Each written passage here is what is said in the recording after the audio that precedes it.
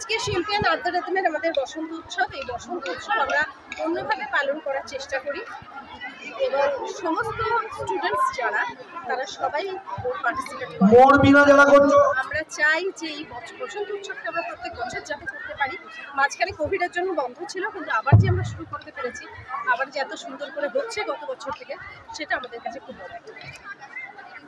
তো আজকে যে এই যে ভাইবসটা তৈরি হলো নতুন করে, সেটা সম্বন্ধে এই ভাইবসটা প্রত্যেক বছরই তৈরি হয়। যেমন হয় হলুদ, না হলে লাল আমাদের থিম থাকে, এবং কোনো বছর আমরা থিমটা ভাঙি না, কারণ আমরা বসন্তের রঙই হচ্ছে হলুদ রং। এবং এই সাজা, এই যে গাঁদার মালা বা পলাশ ফুলের মালা, এই যে শাড়ি, এই যে গয়না, এই যে এরকম একটা সাজ যেটা খুব মাটির কাছাকাছি, আমাদের বাঙালিয়ানার খুব কাছাকাছি এবং বাঙালিয়ানাকে রিপ্রেজেন্ট করে, সেটা যে আমরা করতে পারি এবং তা থেকে যে তরঙ্গটা উৎপন্ন হয়, সেটা আমাদের হৃদয়কে পৌঁছে।